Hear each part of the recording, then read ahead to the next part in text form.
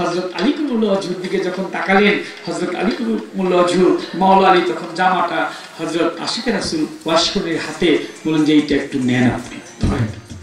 দর্জি হলে ইহুদি দর্জি কয়, মোহাম্মদ শুনছি অনেক দয়া নাকি তার প্রাণে, সে নাকি মায়ের খেয়েও ক্ষমা চায়, মানুষকে নাকি খুব তিনি ভালোবাসে।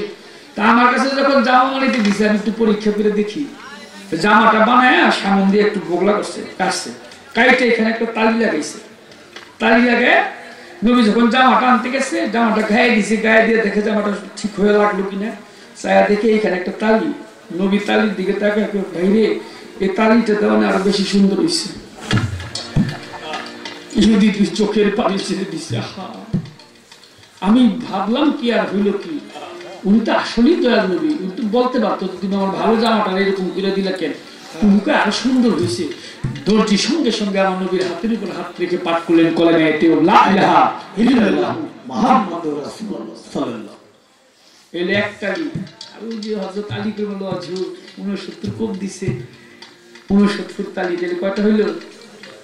70টা তালির জামা নবী ওসিয়ত করেছিল। এই জামাটার একমাত্র মালিক হইল আশিকে রাসূল হযরত ওয়াশকর। হযরত ওমর, হযরত আলী কুমুল্লাহ ওয়াজহু তারা দয়াল নবী যখন তিরোধাম থেকে তিনি পর্দা নিলেন, তখন সেই জামা নিয়ে তারা চলে গেলেন ইয়েমেন শহরে। লোকের কাছে জিজ্ঞেস করে, লোক সকল তোমরা কি বলতে পারো ওয়াশকর নামক কোন লোক এই শহরের মধ্যে আছে? পাহাড়ি এলাকা তো, বলে ওয়াশকর নামক কেউ আছে কিনা আমরা জানি না, তবে একটা পাগল থাকে, নাম হলো তার ওয়াজ্জা পাগলা। বুঝতে পারছো ওনারা দুইজন যে আমি ওই লোকটাকে খুঁজতে আসছি।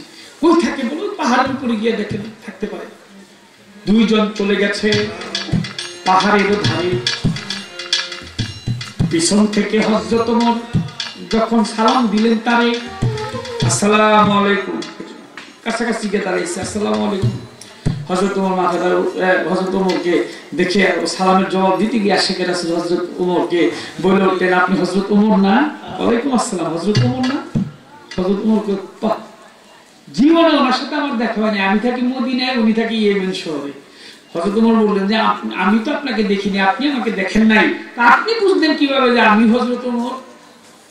তখন আশিকে রাসূল তার জবাব করেছিলেন, ওমর, সৃষ্টি জগতে আল্লাহ পাক যখন সমস্ত রূপ সৃষ্টি করে সারিবদ্ধভাবে দাঁড়িয়েছিল, তখন আপনি ওমর আমার ঠিক এই জায়গাটার মধ্যে দাঁড়ানো ছিলেন।